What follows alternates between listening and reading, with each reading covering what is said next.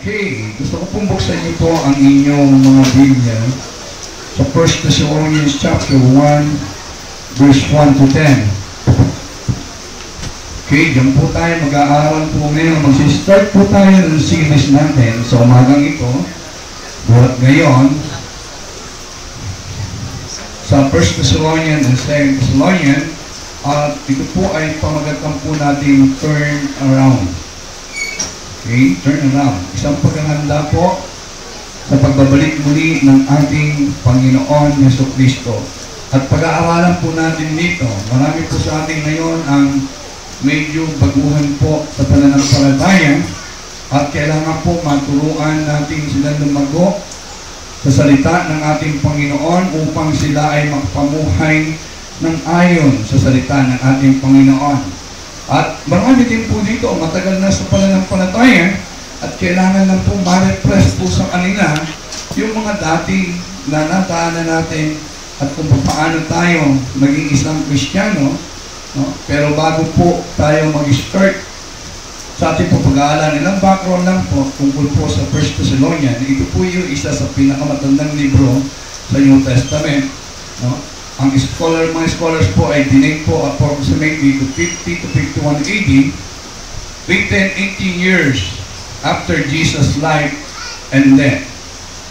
At ito po yung pinaka-earliest picture po na mayroon pa tayo tungkol po sa mga early Christian church na noon nagsisimula po ito. At ito po yung pinakamaikli po rin, o isa sa pinakamaikling libro na New Testament, na it consists of 79 verses na maaari po natin itong basahin sa loob ng 30 minutos kung tayo po ay ginaganahan, no? Mauubos po natin ito. At ito rin yung pinakamadali pong unawain, hindi po katulad ng Romans na marami po mga theology na dapat pong ipaliwanag, no? Ito po ay sinulat po ni Pablo sa isang simpleng bagay, maliwanag at direct na mauunawaan po ng lahat. Ito po ay isang sulat na patungkol po o direkta sa isang batang iglesia at ito po ay isang pinaka-practical na book na ating pong tunay na mababasa. Yung background po ito sa Acts chapter 17 verse 1 to 9, makikita po natin ito na si Paul sa kanyang pagpunta sa Thessalonica ay nagturo po siya nito ng 3 Sabbath days. Kung titignan po natin, 3 Sabbath days, maaaring hindi po dire-diretso, but at least mga 15 to 21 days, no, at long na binigay po niya itong mga bagay na ito. At nagkaroon po ng mga convert na mga ilang mga Hudyo, na mga Griego, at mga ilang mga Kananayan, o mga kababaihan. At dahil po doon sa mga na-convert po yun, nagkaroon po ng jealousy yung mga ibang Hudyo at persecute po si Pablo, kaya hindi po siya masyado nagtagal sa Thessalonica at umalis po ito siya, no? Kaya po siya, pinadala niya po si Timothy doon upang i-encourage po sila at patibayin sa pananampalataya. At nung bumalik po si Timothy ay binigay po sa kanya yung mga ulat na ito. Ang population po doon ay composed of Greek, Roman, Jews, at mga ilang Oriental. At marami po, o karamihan po doon ay mga idol worship there. Sa panahon po kasi po nila doon, yung pong sa kanilang kultura at pamumuhay po ay kasama po yung pagsamba sa mga Diyos-Diyosan. Alam niyo po yung sa Greek mythology, no? Yung mga nag-aaral po dito, may mga goddess na, God and goddess, may mga demigod po doon, at sa mga Romans din po ay meron din po silang iba't ibang uri ng mga Diyos. Kaya po kung ikaw po ay magtatanim, so kailangan manalangin ka doon sa God of Agriculture. Sa Griego po ay, ang God of Agriculture po nila ay si Demeter, no? Yung Mother Earth. At sa Romans ay si Ceres, so forth and so forth. Kung ikaw nasa business, nananalangin ka. Nakakarinig po ba tayo ngayon? Ano po yun, di ba? May mga saint po tayo tungkol kung saan. Okay, so si Pablo po ay sumulat doon po sa batang iglesia na ito upang encourage sila na magpapatuloy po sila sa pananampalataya at paglilingkod sa ating Panginoon. At siya po ay bumalik step by step sa beginning o sa pagkapanimula kung paano po sila naging Kristiyano. Kung paano po siya na-develop at naging isang matibay na Kristiyano po. Ano po yung mga pinalikan po ni Pablo po dito? Una, paano ba sila naligtas? Paano ba tayo naligtas? Paano din po sila naligtas? Yung naging paraan ng kanilang kaligtasan. Sa atin po ngayon, iba't ibang uri ng paraan ng kaligtasan. Di po ba? May mga iba po nagsasabi na kailangan tayo ay maging bahagi ng kanilang iglesia. Iba po ay kinakailangan tayo ay gumawa ng mabuti. Na iba po ay kailangan magkaroon po tayo ng pagtitiis o yung pagsisikap, no? At pagbubuhi o pagbibigay ng abuloy para po tayo maligtas. Paano po? Binanggit muli ni Pablo, paano ba kayo naligtas? Paano pa tayo naligtas? May dalawang bahagi po kasi pigme ang kaligtasan ng isang tao. At po, narinig po natin sa ating Bible study at sa iba, meron pong bahagi ng Diyos. Yung God's part.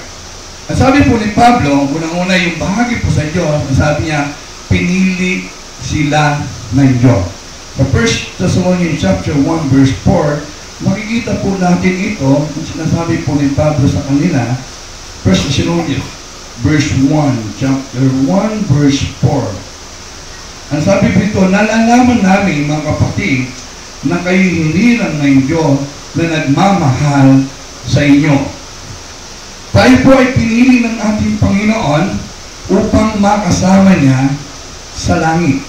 Amen po ba? Marami po kasi nagsasabi na may mga pinili daw po o alam ng Diyos o pinili ang Diyos upang talagang maligtas. At meron talagang papunta sa impyerno. And I believe na lahat po ng tao ay nais ng Panginoon na maligtas. Ayan po ba? Pinili tayo para maligtas. Mamaya po, makita po natin ang bagay nito. Ang impyerno po, madalas ko po sinasabi, ay hindi po nilikha ng Diyos para sa tao. Do you believe that? Ilan lang, naniniwala po ba kayo, ang impyerno nilikha ng Diyos, hindi para ang tao ang siyang ilagay doon. Amen. Tignan niyo po sa Matthew chapter 25 verse 41. Matthew 25 verse 41.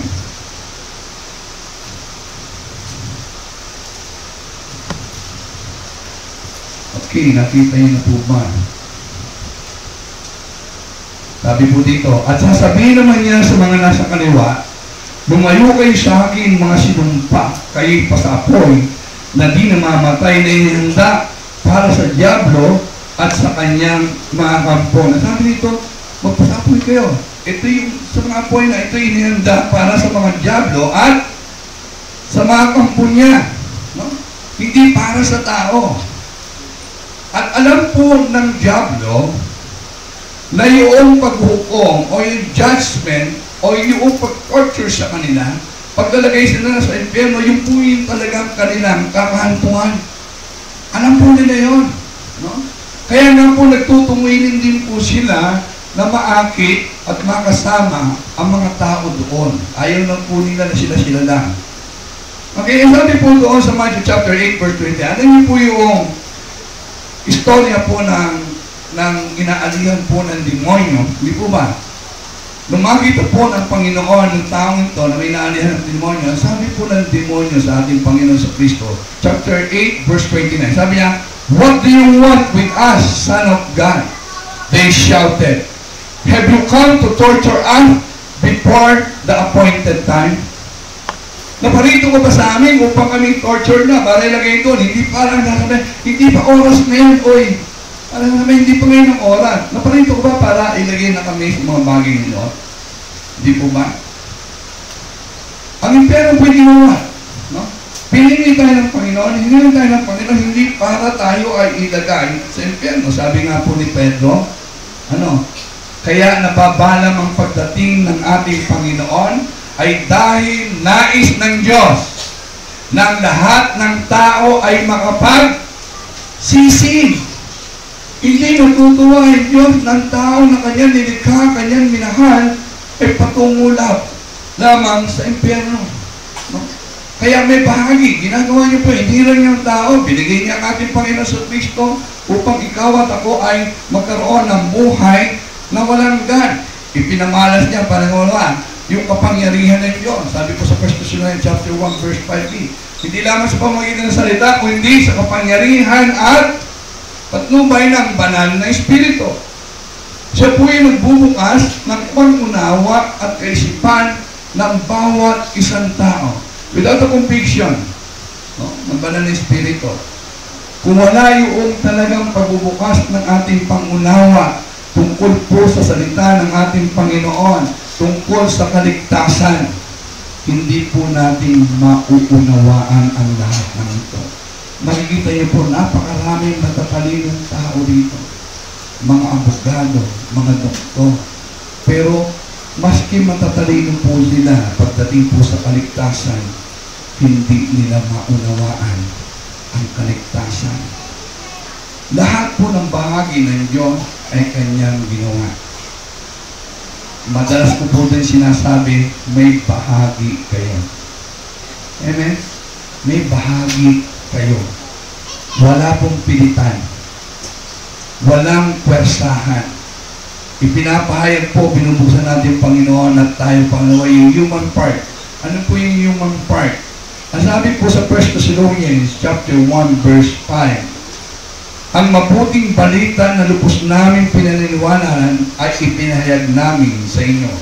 Ipinahayag sa kanila ang mabuting balita. Amen po ba? Ipinangaral sa kanila ang mabuting balita. May bahaging tao, may bahagi po ang iglesia ng ating Panginoon. Tayo po ang magpapahayag ng mabuting balita. Amen po ba? Kung sa kanila wala nagpahayag, maniligtas kaya sila. Kaya nga sabi po ni Pablo sa Romans chapter 10 verse 13 to 14, 17, di po ba? Paano sila mananampalataya? Kung wala ng pagpapahayag, paano na paniniwalaan, sasambahin, pananampalataya sa bagay na hindi nila nalalaman? Kung nais po natin maligtas sa ating mga mahal sa buhay, may bahagi tayo. Ginawa ng Panginoon ang kanyang bahagi. Amen po ba? Pinili ng Panginoon ang bangsa upang siya'y maligtas. Pinili ng Panginoon. Ngunit, may bahagi po tayo. Una-una, kailangan ipahayag po natin yung mabuting balita. No? At pangalawa po ay, naging mabuting halimbawa po sila Pablo sa kanila. Sa 1 Thessalonians chapter 1, verse 5c, ang sabi po dito, ang mabuting balita na lubos naming pinipinihulan ay pinag namin sa inyo, hindi sa salita lamang. Ito ay may kapangyarihan at patotoo ng Espiritu Santo. Nakita ninyo kung paano kami namuhay sa inyong piling. Ito'y ginawa namin para sa inyong kabutihan. Naging mabuti silang halimbawa doon. Nakita nila kung anong uri ng buhay mayroon ang mga lingkod ng ating Panginoon. Ipinakita nila kung anong uri ng paglilingkod ang kanilang mga ginagawa. Nakakatuwa po nagpapagal po talaga sila. Ipinakikita nila yung tunay na mabuting mga pamumuhay. Hindi lamang po sa pamamagitan ng kanilang mga salita. Pinamahayag ang mabuting balita, pinatotohanan ito ng banal na Espiritu, at nakita ninyo kung paano kami namuhay sa inyong kalagitnaan. It is a challenge for us as a Christian. It is a challenge for us as a leaders of the church. No? Na tayo po magpahayag. Ang pangatlo po ay bahagi ng tao ay tinanggap nila ang mabuting balita. Amen? Sabi nga po, ang katotohanan po, ang Diyos ay hindi nilalagay. Listen, church. Hindi tinutulak o hindi naisin ng Diyos ng lahat ng taong nilikha niya o ang taong nilikha niya ay mapunta sa impyerno. It's your choice. Church, it's your choice. No? Kung pipiliin po natin na tanggapin si Kristo Jesus bilang sarili nating tagapagligtas, then you choose heaven. Kung nanaisin niyo po o pipiliin niyo na rejectin si Kristo Jesus bilang inyong tagapagligtas at Panginoon, then you choose hell. Wala pong pagitan dito. Open your Bible in John chapter 3. Chapter 3, verse 17 to 18.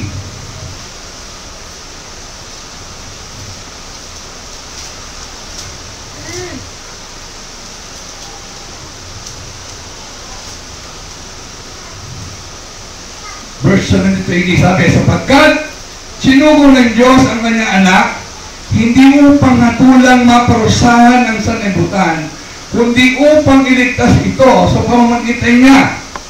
Hindi nahatulang maparusahan ang nananampalataya sa buktong na anak ng Diyos, ngunit hinatulan ng parusahan ang hindi nananampalataya sa Kanya.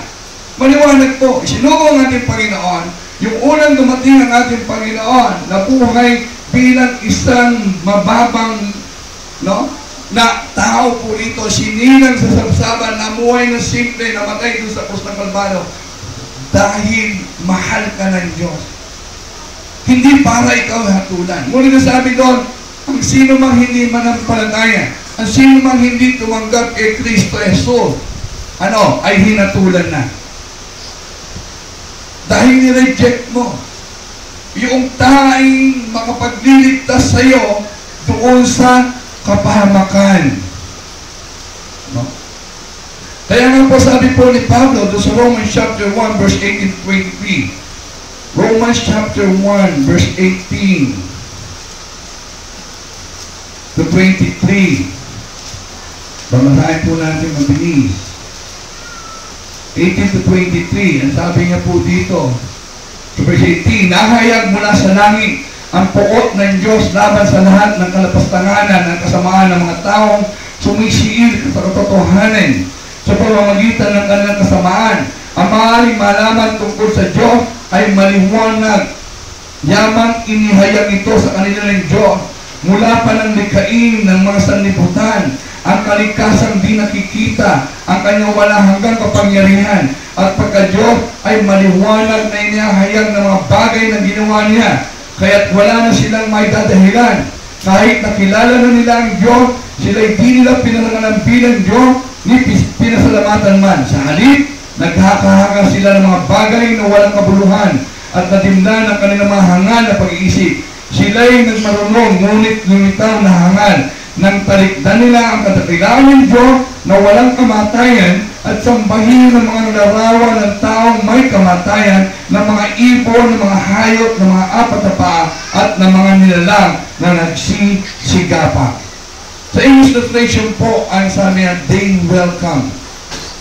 The word welcome means, ito po ay isang idea na binuksan ang kanilang mga puso, ang kanilang mga isip sa isang tao. Natutunan niya ito sa Revelation chapter 3 verse 20, sabi ng Panginoon, behold, I stand at the door and knock. Whoever opens the door, I will come in. I will dine with him and he with me. Yun po yung word na welcome. Binubuksan po yung puso. No? Kaya sabi niya, you welcome. No? At ang mga taga-Thessalonians po ay ni-welcome po nila. 1 Thessalonians chapter 6 verse 3, sabi, you welcome the message with the joy given by the Holy Spirit.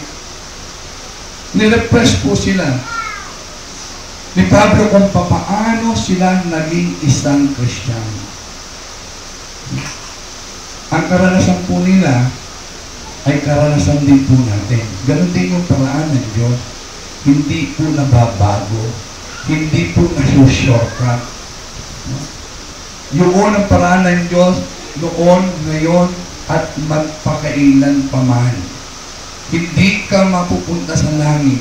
Hindi ka magkakaroon ng kaligtasan kung hindi mo kikilalanin na iyong kasalanan, kung hindi mo tatalikuran na iyong kasalanan, kung hindi mo tatagip si Kristo bilang tagapagligtas ng iyong buhay.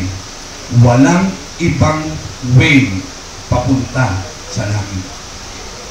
Iisa ang daan at paraan ng Diyos na alam niya at siya yung gumawa ng paraan na yon. At ikaw ay tunay na may bahagi ng tanggapin ito na may kaganahan. Ang sabi ang may mga paraan ay nabig niyo. Pangalawa po, patunay ng kanilang kaligtasan. Niriway nga natin, no? Step by step. Sabi niya, ano may patunay ng kanilang kasalanan? Madali po kasi sabihin na tumanggap sa ating Panginoon. Di po ba? Madali pong sabihin na pumunta ka dito, sinabi mo yung sinner's prayer na tinanggap mo ang ating Panginoon. Madali mo po sabihin yun. Ano po yung dapat na patunay na makita upang makita talaga nila na tunay na tayo ay naging isang tunay ng Kristiyano. Sabi nga po kahapon, marami po kasi yan nagsasabi ng mga Kristiyano. Hindi po ba? Pag hindi ka Muslim, Kristiyano ka nga eh. Hindi ka Hindu, Kristiyano ka nga. Pero kaya nga po ngayon, ang sinasabi ngayon natin, ano ka ba? Born again Christian. Tama po ba? Hindi mo nilang basa-basa sinasabing Kristiyano kasi yung Kristiyanong salita ay marami ang gumagamit. Sorry to say, marami po gumagamit. Pero, ang tanong po dito, paano mapapatunayan? Okay, church, listen. Paano mapapatunayan na tayo nga talaga ay tunad na Kristiyano? Paano makikita sa atin na tinanggap natin si Kristo sa ating buhay? Unang-una po ay isang bagong buhay. Bagong buhay. Kaya madalas ko sinasabi, sabi ng 1 Corinthians chapter 5, verse 17, if anyone be in Christ, he is a new creature, all things pass away, and behold, all things become new. Nangyari po pa sa mga taga-Thessalonians yun. So, 1 Thessalonians chapter 1, verse 9, ang sabi po dito, sila nagbabalita kung paano nyo kami tinanggap.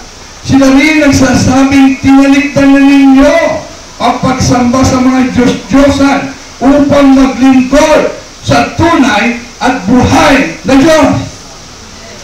Ang kultura po nila, ang dating practice nila ay sumamba sa tunay sa mga Diyos-Diyosan. Ano sabi ng Pablo, yung mga ibang tao, pinatutunayan na ang buhay mo ay nabago na. Kumusta po kayo sa umagang ito? May magsasabi po ba sa atin, iba na nga talaga siya ngayon. Nagbago na talaga siya ngayon. Hindi na siya yung dati. Kaya madalas po sinasabi, ang buhay po natin hindi na. Yung dating kayo, namatay na yun. Hello, church, namatay na yun. Yung mga nagpabautismo dito, yung dating kayo, namatay na yun. Kasama ang inilibing doon sa tubig na yun, na isang simbolo ng panibagong buhay sa ating Panginoon. Nakita yung pagbabago sa kanila.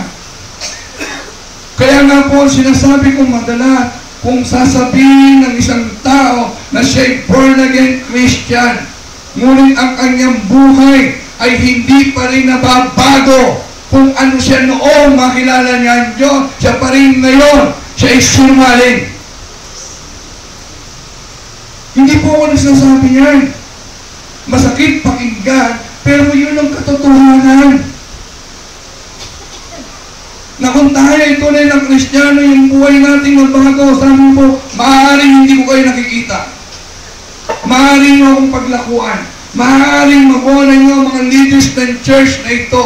Pero kailanman, ang Diyos na nakakita sa inyo, hindi niyo po pwedeng paglakuan. Amen. Hindi niyo pwedeng pagtunayan. Kaya sa amin na yung patunayan na bagong buhay ninyo. Tinalikuran niyo yung pagiging idol worshiper ninyo. Pangalawa, sabi po noon, patunay na kanilang pagbabago, pagsunod sa isang mabuting halimbawa. Ang sabi ni Pablo sa 1 Thessalonians chapter 1 verse 16, tinularan ninyo kami at ang Panginoon, praise the Lord. No? Alam niyo, leaders, is a challenge to us. Tayo ba ay pwedeng tularan? May mga mabuting halimbawa ba tayong may iwanan sa kanila na maaari na sundan? Yung buhay na pinamuhay ni Paul sa kanilang kalagitnaan, ang buhay ng ating Panginoon nung nasa lupa pa siya, ang sabi niya, tinularan niyo ako, tinularan niyo ang ating Panginoon. Yung buhay na pinakita ko, yung buhay na pinakita ng Diyos ni Kristo ay tinularan niyo. Nakakalungkot po kasi, marami po mga tao, miski mga Kristiyano, may kanyang-kanyang idol. Yung po yung pinag-usapan nga natin kahapon. Di po ba? Ano po mga idol po nila? Miski mga kabataan po dito, idol nila mga artista. Di po ba? Idol na mga artista. Kaya po, the way they talk, no? Dress, ginagaya nila. Pati mga buhok, ginagaya na. Sabi nga po kahapon, nung kapanahon na namin, yung usong Peter, lahat po nagpagupit na parang bunot. Oo! Beatles nga eh. John Lennon eh. Let it be love. Oo! Nung panahon naman iba-iba eh. Mga Led Zeppelin yun, di ba? Mga Santana. Nung panahon naman ni Robin Padilla, mga lalaki lahat nakabandana. Hindi po ba? Naka-jacket. Miski mainit. Oy, kasi idol nila si Robin Padilla. Nung panahon ng election dito noon, nagdabas si Bayani, idol ko si Bayani. Kung natatandaan nyo, meron akong pinis na idol ko si Kristo. Lahat po may idol tayo eh. Idol na yung mga politiko, yung mga businessman, na maging, sila po yung gusto nilang ina-idol. Ang dapat po natin i-idolize, ang dapat natin sundin si Kristo. Yung po yung tularan natin. No? Hindi yung sino-sino. Kaya pag nauso kalbo, kalbo lang. Di po ba? Mauso mahaba buhok, mahaba buhok ang lahat. Hindi po, si Kristo. Ano man ang uso sa mundo, hindi dapat uso sa Kristiyano. Amen? Oo, dapat kung umahuli ka, kung lahat kalbo, ikaw mahaba buhok, okay na. Di po ba? Pero ang mahalaga po, sundin natin mabuting halimbawa ng ating Panginoon. Tularan natin mabuting halimbawa ng mga lingkod ng ating Panginoon na naroon, na namuhay sa ating kalan. Pangatlo, ano ba yung katibayan ng kanilang kaligtasan? Matibay na pananampalataya. Sa 1 Thessalonians chapter 1 verse 6b. Sa kabila ng kanilang pagtanggap ay natin po yung persecution. No? Nagtiis po sila. Sabi ko sa English translation, severe persecution. Na ibig po sabihin ay yung suffering po nila, severe suffering po nila. Ang sabi nga po ay nagsisimula sila para daw ikaw ay iniipit, tinutulak na isang kamay. No? Nakalapat. At talagang hirap na hirap.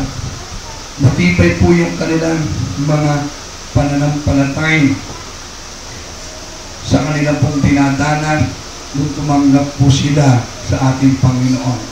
Kaya po, doon sa mga tinuturuan ko, madalas ko po sinasabi sa kanila, ang pagiging Kristiyano ay hindi laging masayang tunay. Ayaw ko pong ma-sugarcoat na katulad ng ginawa ng ating Panginoon na sinabi sa kanila, hindi po sugarcoat ng ating Panginoon sa Kristo ang gospel. Huwag po natin gagawin yun. Pagkat sooner or later, makakaranas tayo ng mga trials, makakaranas tayo ng mga pagsubok, makakaranas tayo ng mga persecution, at baka sabihin sa atin, sinungaling ni Pastor. Hindi po. Maliwanag po ang sabi ng Biblia, no, ng ating Panginoon. Kung ako ay pinersecute nila, ipe-persecute nila kayo. Hindi ko po kayo tinatako, dinalalagay ko lang po kayo sa isang realidad. Ang mga taga-Thessalonian po, bagong iglesia, pero naging matibay po ang kanilang mga pananampalataya. Dahil hindi po ito one click na nangyari sa kanya. Dahil nga po, sila ay tumalikod una-una sa kasalanan, tinanggap ng ating Panginoon, tinularan nila sila Pablo, at nag-aral po sila ng mga salita ng ating Panginoon, at sinunod po nila yung mga turo't aral na kanila pong narinig at natutunan. Hindi lang pong basta narinig, kung hindi ginawa po nila. Amen? Kaya nga po sa ating Panginoon, doon sa Matthew chapter 7, verse 24-22, nagbigay po siya ng dalawang illustration. Yung taong nagtayo ng bahay. No? Yung isa nagtayo na parang nagtayo sa bato. Bakit po? Kasi ang sinasabi niya, natinig niya yung aking mga pangaral, yung aral. At anong sumunod doon? At sinunod niya. Ginawa niya. Sabi niya, katulad siya na isang taong matalino nagtayo ng bahay sa ibabaw ng bato. Alam niyo, marami po mga Kristiyano po kasi nakikinig. Pero pag sa paggawa po ng kanilang pakikinig, sa pagsunod, namimili kung ano ang susundin. Kaya sabi ng Panginoon, nagtataas ng bato ng isang tahanan o bahay, ibabaw ng bato. At sabi ng pagkatapos, dumating ang unos, kumampas ang alon, kumampas ang hangin, ngunit hindi natingnan. At yung po nakinig at hindi sumunod, at sabi niya, parang isang mangmang na nagtayo ng tahanan sa buhangnan.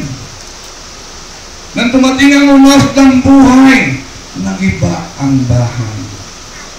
Pero hindi po sa Thessalonian. Ang sabi po rito ay talagang sinunod nila. Naging matibay yung kanilang pananampalataya. Sinunod po nila yung halimbawa at kurot aral ng Panginoon na ibinahagi sa kanila sa pamamagitan ng mga lingkod ng Diyos.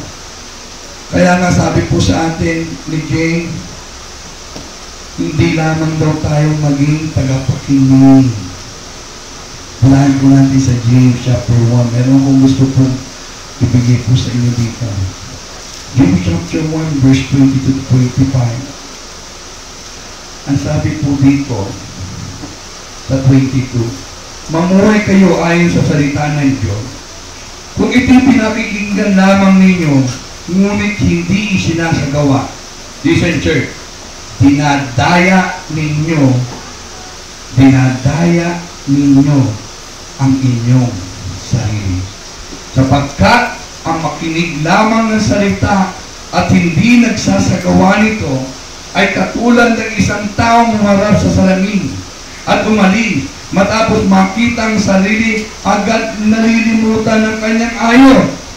Ngunit, ang nagsasaliksik at patuloy na nagsasagawa ng kautusan, sakdan at magpapalaya sa tao, at hindi isang tagapakinig lamang, at pagkatapos ay makakalimot.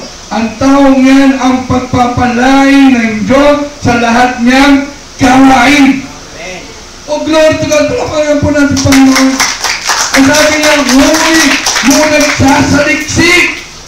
Hindi lamang po nagsasaliksik at gumagawa nito ay yun ang taong pagpapalain ng Diyos.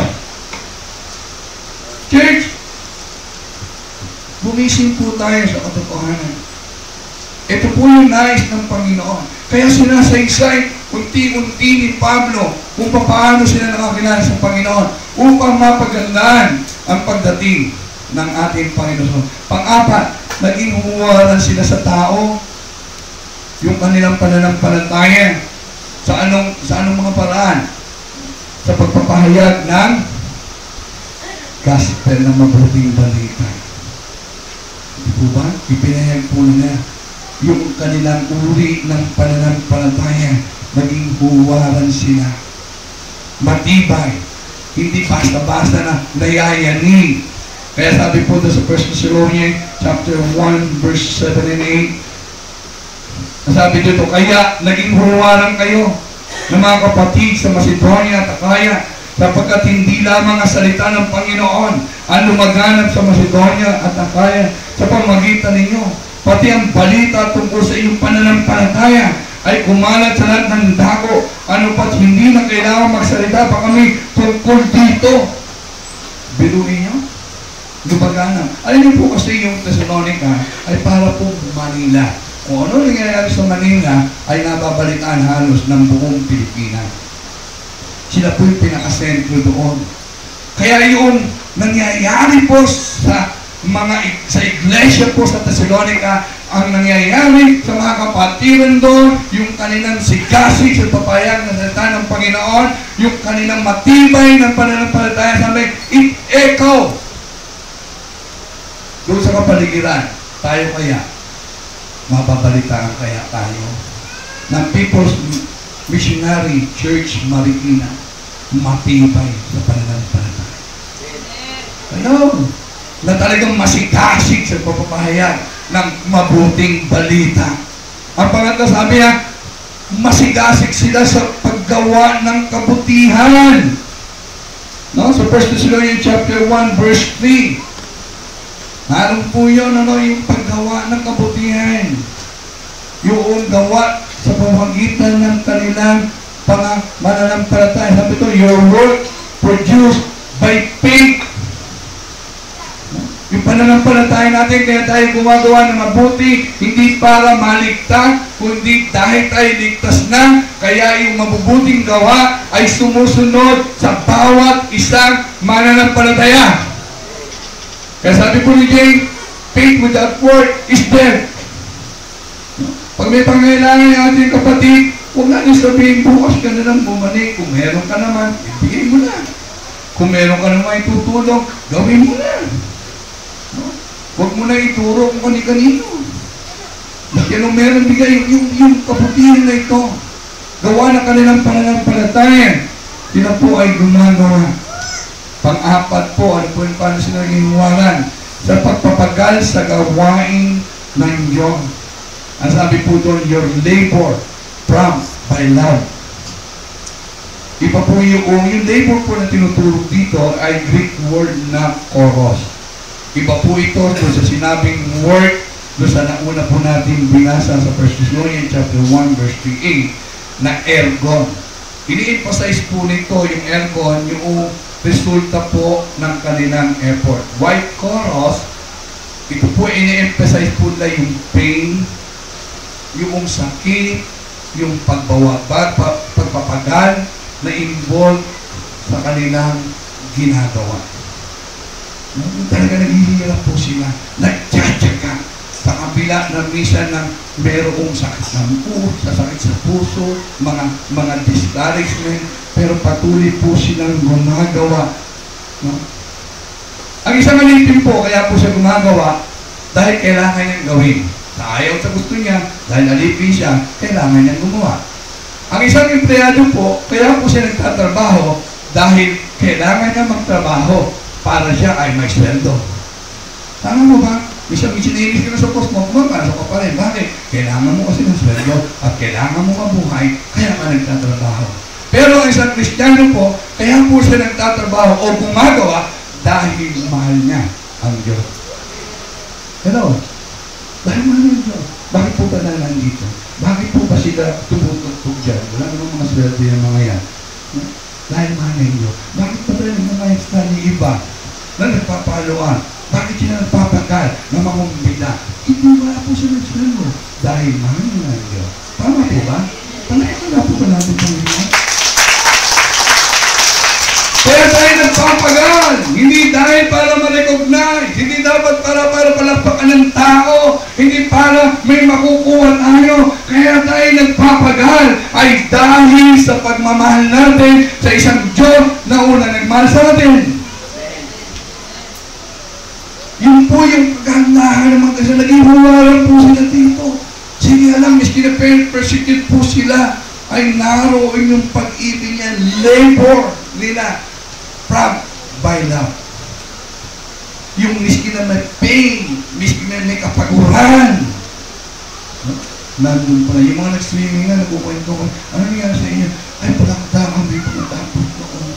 Pag sila, miski na pagod, dahil mahal ng Panginoon, gumagawa pa rin sila. Hindi pa rin sila nakapahinga. Nais nila maabot yung mga dapat maabot. Yun po yun. Kaya na po sabi po sa 1 Thessalonians chapter 1 verse 7, and so you become a model to all the believers in Macedonia and Achaia. I want you to say yung model. Ito po yung Greek word na tupos. Literally, ang ibig ko sabihin ito po yung baka o impresyon na naiiwan na isang metal kung ito ay pinepress sa isang clay. Ganito po yun. Buti mga habang wala pong metal, when you press it, ano po? Yung baka na naiiwan. Same as the original. Yung po yung sinasabi po model. Naging mawarang kayo. Sabihin lang po natin na parang paglalahad yun ay talagang yung impression ay naiwanan nyo sa kanila. Isang mabuting impression. Kaya nakasabi po dito, the first impression is lasting. Di po ba? Alam niyo po ang pinaka-sekreto po na evangelism, yung pinakamagandang paraan upang ma-reach out natin yung mga tao ay sa pamamagitan ng mabuting halimbawa ng inyong bagong buhay. Hello. Remember, sa Mark chapter 5 verse 19, yung sinabi natin Panginoon tungkol sa taong hinalihan ng demonyo at tindahan siya. Sabi niya, Panginoon, sasama na ako sa iyo bago siya sumakay ng boat. Hindi, sabi niya, umuwi ka sa inyo at sabihin mo sa kanila kung paano ka kinabagan ng Diyos. Sabi mo na, di ba? Eh, siyempre, pag nakita yung, wow! Ito yung, yung sigaw na sigaw doon, sinisugatan yung kasi sarili, wala makadaan doon sa limpingan na yun. Wow, ang gwapo pala niya. Bago na siya. Kaya sabi niya, sige, pamalitan, umuwi ka, huwag ka sumama sa akin. Pansasabi, mas kailangan ka doon. Mas kailangan na makita ng mga tao doon kung paano ang kapangyarihan ng Diyos ay bumago ng buhay ng bawat isang tao. Kaya sinasabi po, kung hindi po tayo nabago, wala pong mangyayari sa atin. Miski magsalita po tayo na magsalita, hindi tayo paniniwalaan. Alam niyo po ba the best advertising sa advertising world? Ang pinaka-best advertising na magagawa po na isang produkto ay sa mga satisfied customer. Oo, di po ba? Pag satisfied ka sa isang produkto, ini-endorse mo ito eh. Lalo po ito sa mga gustong magpaganda, magpapaya, o kung ano man, hindi po ba? Ay, ito, subukin mo ito. Alam mo, pumuti ako dito. Oh, dami ko po. Tama po ba yun? Hindi man. Eh, pero pagka ginamit mo, nagwasak, naku, imbis na gumawa ko ka, nagkapantal-pantal, ay, huwag mong gagamitin yung produkto na yun. Naku, magdidisgrasya ka doon. Di ba? Hindi naman masama yun eh, kasi nasiraan nga, okay lang, dahil totoo naman. Pero pag maganda yung produkto, the best advertising na magagawa ng sa produkto, yung satisfied customer. And the best advertising na may susulot ng mga anak ng Diyos ay kung paano binago ng Diyos ang ating buhay. Magiging isang kriminal, naging isang mapagmahal, pagiging isang gumong sa sugal, ay naging isang maayo. Kasi isang tao naging gumo sa mga alam at masamang bisyo ay inayos ng ating Panginoon. Yung po yung change life. At ang pinakamaganda pong lugar na ating pagsisimulan upang magkaroon tayo ng isang malaking impact sa buhay ng iba ay unang-una sa ating pamilya. Ating pamilya. Yung po nga doon sa ang ginawa po ang sabi ko na parang pinababasa ko sa parang sagutan kami. Nagtanong po isang kapatid po namin sa Bicol. Sabi niya, Pastor, paano po yung asawa ko kasi Iglesia ni Cristo? Paano po siya maaakit sa pananampalataya? Una sabi ko, matyaga ka. Ano po ba sabi sa 1 Peter chapter 3? Sa mga babae. Sino po yung mga babae dito ng mga Christian, ng mga asawa?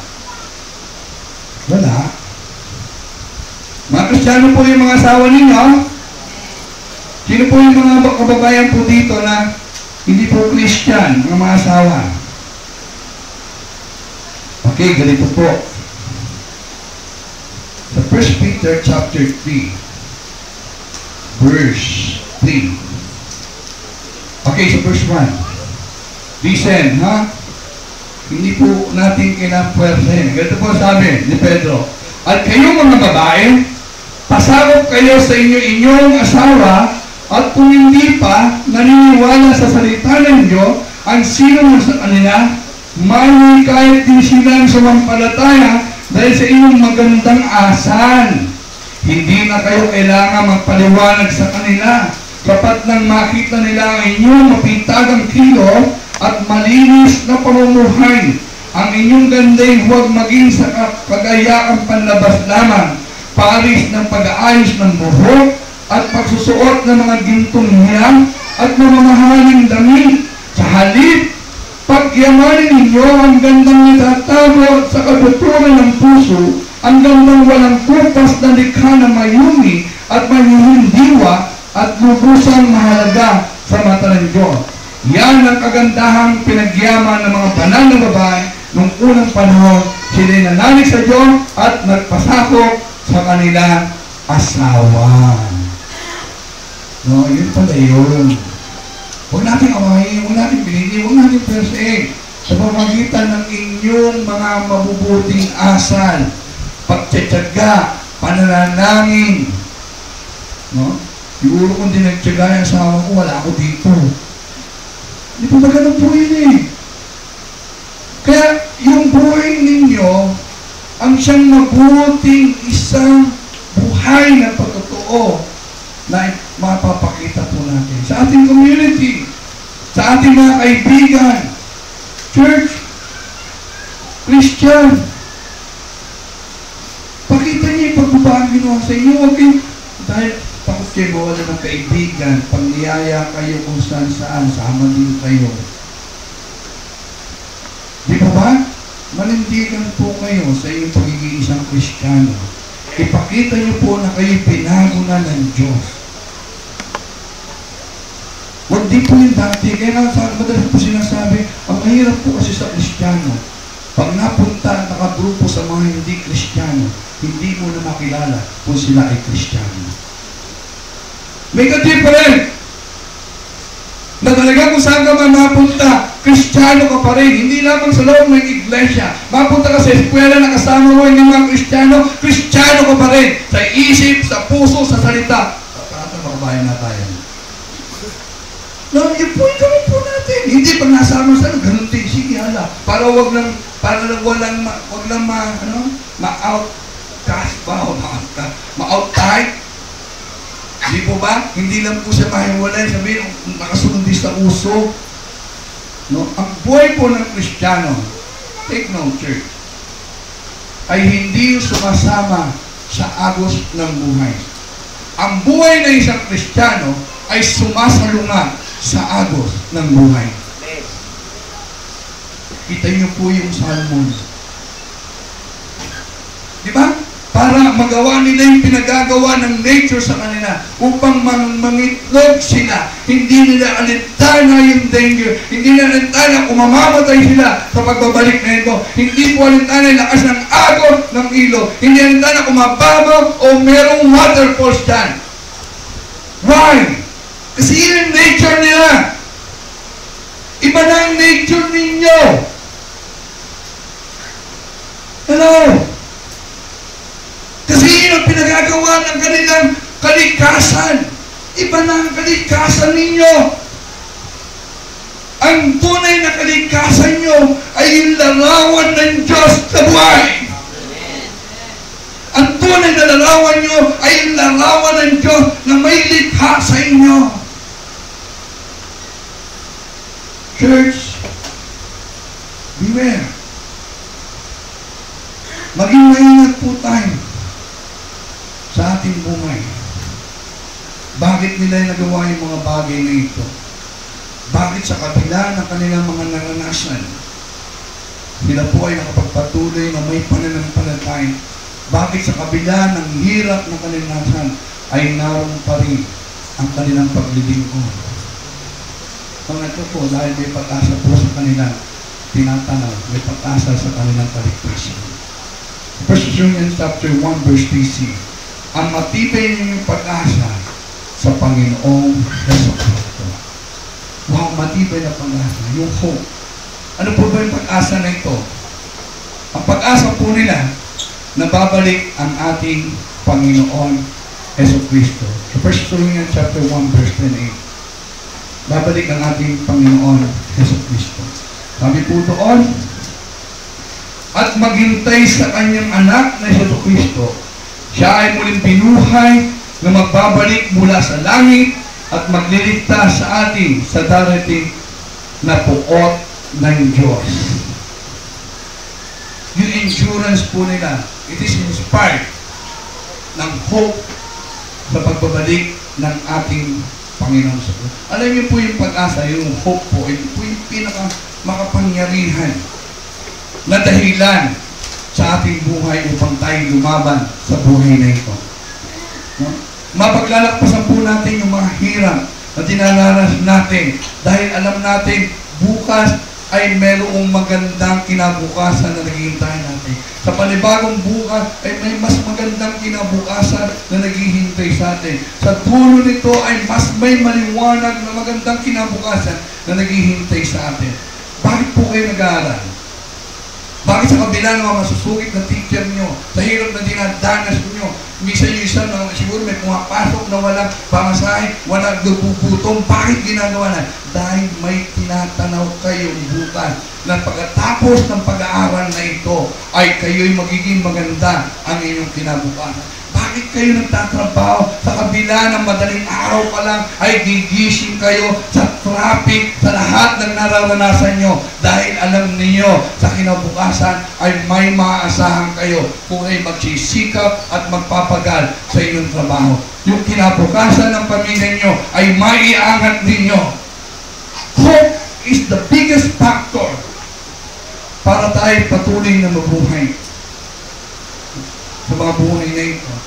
Kaya nga po sabi po sa Lamentation chapter 3 verse 1 chapter 3 verse 21, Lamentation,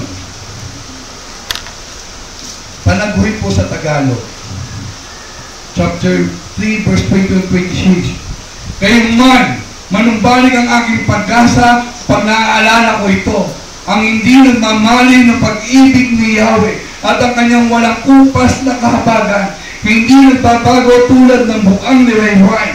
Dakila ang katapatan, si Yahweh aking, sa kanya ako magtitiwala. Si Yahweh mabuti sa mga nagtitiwala sa kanya. Pinakamabuting magagawa ng tao ay buntyagang maghintay sa pagliligtas ni Yahweh.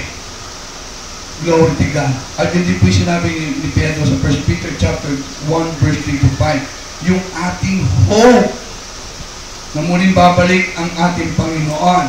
Bakit po nila nagawa yun? Yung pag-asang kaligtasan, sabi po doon, ay upang sila ay makaligtas sa puot ng Diyos. Alam nyo, hindi po tiro ang puot ng Diyos.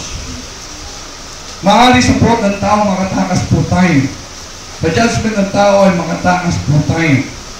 Ang sabi nga po doon sa Revelation chapter 6, verse 15-17, para praise ko lang sa inyo, ang sabi po doon ng mga entrenador, ng mga hari, ng mga opisyalis, ng matataas na opisyalis ng gobyerno, alipin man, o sabi po na ay malaya, sabi nga, nagtago po sila sa kuweba, sabi nga, tapunin ako ng bunto na ito. Ayaw namin malas ang mukha ng lamp ng ating Panginoon. Ayaw namin maranasan ang puot ng Diyos. Ang sabi po sa sa Psalm chapter 139, verse 7 to 12, ano yan? Saan ako pupunta? Paano ako makapagtatago sa Diyos? Sa langit, hindi po pwede. Nandun ang Diyos. Sa Sheol, o doon sa impyerno, hindi maaari. Kayang puntahan ng ating Panginoon noon. Sa ilalim ng dagat, hindi rin po pwede. Sa madilim, hindi rin po pwede. Walang ligtas at sino mang tao ang makakaligtas sa puot ng Diyos. At nakakagimbal, nakakahabag ang mga taong walang pagkilala sa Diyos pagdating ng ating Panginoon at ilagay niya sa ating puot ng Diyos. Alam po nila bakit po sila nagtitira? Alam po nila kasi sila ay heaven bound. Hello, church? Meron po tayong tahanan sa langit.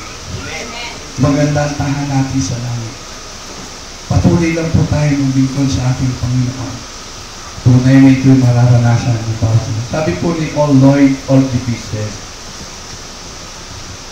ang pinakamalaking pangailangan daw po ng mga reliyosong tao sa ngayon ay yung talagang conversion. Marami pong naniniwala na dahil sa reliyoso po sila at naniniwala sila sa Diyos, pero ang katotohanan, sila po ay palayo sa Diyos, imbis na palapit sa Diyos. Ang sabi niya po, ang tunay na pagbabago, ang tunay na conversion, ay ito po ay pag-response o pagtugon sa tawag ng Diyos, at ito po ay nagre-resulta sa isang pagbabago ng pamumuhay ng isang tao. Nagre-resulta sa pagbabago ng kanyang kaisipan. At ang pagbabagong ito ay makikita lamang pagdating ng final na panahon sa kanyang buhay. At ito po yung nangyari sa mga taga-Siloaman. Are you truly converted to Christ? Turn around.